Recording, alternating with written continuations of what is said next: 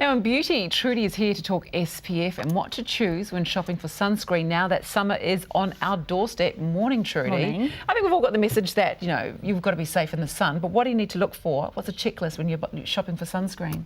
It all starts with the type of sunscreen you use, and actually I get asked that question a lot, mineral versus chemical, and I think we get hung up on the word chemical when actually everything is a chemical in a beauty product, and it can be natural or organic, but it's still a chemical compound. So decide whether you want a physical or a chemical screen. A physical screen or a mineral screen contains zinc oxide and titanium dioxide, and it's a physical barrier to the sun, so it reflects the rays once they hit your skin. Chemicals, avobenzone, oxybenzone, they actually absorb the rays. So they both work really effectively. It just depends what you like and what you want. Okay. Now, one thing that we always think about too is what do the numbers mean? SPF 30, 45, I know, 50? that's really confusing. I mean, they make it so confusing. Look, it really means the amount of time that you can stay out in the sun. So an SPF 30 will give you about 30 minutes protection at about 97%. A 50 only gives you 1% more and only a few minutes more. Also, it depends on how much you apply. Now, you're supposed to apply 2 tablespoons full of sunscreen. Where to what? To your face or your body. Nobody does that. You know, that's a lab test. That's how they test sunscreen. So an SPF 30 probably gives you an SPF 15 protection. So you probably only can stay out in the sun for about 10 minutes before you burn, and you'll know that yourself. You know, you really only need a few minutes in the sun, even with sunscreen, and you can feel the heat. Yeah. And definitely if you've got pale skin, you can go quite pink. Okay. What does broad spectrum mean? That means it covers all of the rays. So there's UVA and UVB are the most common. The UVA are the aging rays, and we don't want them anywhere near us because you can't feel the heat from those. And the UVB are the ones that cause burn. But there's also infrared rays and the blue light rays that we get from our screens and things like that. So a broad spectrum or multi-spectrum, if that's written on the label, means that it's going to protect you against all of those rays. So that's a good one to go for. So what if you're working inside all the time and you don't get outside much during the day? Do you still need to wear an SPF? Well, you do really, because there's incidental sun damage when you're wandering out to get your lunch in the sun.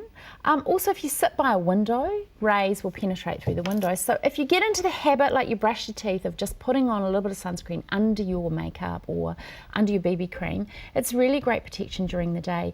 365 days of the year, because the sun doesn't actually need to be shining for you to get sun damage. Yeah, well, we've all had that time where we've been hit by the clouds, a cloudy day, and got really sunburned. Totally. So what about your skin colouring? If you have really dark skin, do you still need to wear that SPF? Look, it's interesting, some stats that I found online. The Cancer Society say that darker skins are actually more prone to melanoma than lighter skins because they don't think they need sunscreen because they have a lot of melanin in their skin, but in fact they do. And, you know, not such a fun fact, Bob Marley died of melanoma. Not a lot of people know that either. So the darker the skin, you are not exempt, and unfortunately skin cancer doesn't discriminate. You know, anyone can get it at any skin colouring. What about safe for the environment? Is my sunscreen killing our ocean and coral reefs? Look, yes it is. Unfortunately, it's bleaching the coral reef, so it's oxybenzone at the moment, but there's also some research to say that mineral screens have very tiny nanoparticles, and the zinc oxide is also affecting our coral reef. So there's a lot of work to be done there.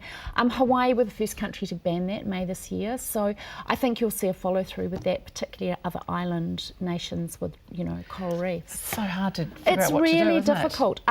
This one is coral reef safe. Is it? Sebamed. You're the first one I've known in New Zealand to have that free of the damaging chemical. This is nice. I just put this on my hand. It's a spray. Now, a lot of people hate sunscreen, but a spray is a really good one because you can just spritz it on your skin. It's easy to go.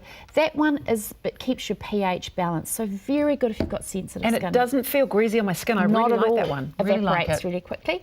This is great technology, Hydro Boost from Neutrogena. They've got their Helioplex protection in there, but it's a water gel, and it actually smells like a cocktail. It smells like a melon cucumber cocktail. Yeah, okay. Disappears immediately. So brilliant also if you hate that sticky feeling, that residue on your skin. I'm going to have great hands. Yeah, you are. You're going to be great for driving too, backs of hands while you're driving. This one I bought in Alta MD. This is a great sunscreen if you've had any procedures, like any laser treatment. It's tinted, it's got hyaluronic acid in it. You can buy that through Prescription Skincare in Auckland or the About Face clinics around Beautiful. Auckland. And just quickly, this one? Great instead of your foundation. And I bought this one in New Zealand brand Skinnies. They have launched a fabulous this range for kids. Now, you know when you have to chase kids around to put sunscreen on and they won't put it on? This uses Orangagel, which is a delivery system that's waterless. And you don't need very much. It goes a long way. Awesome. Brilliant brand. You can buy that online as well. Beautiful. Hey, Trudy, thank you so much. Now, for more from Trudy, you can head to her website, beautyeq.co.nz.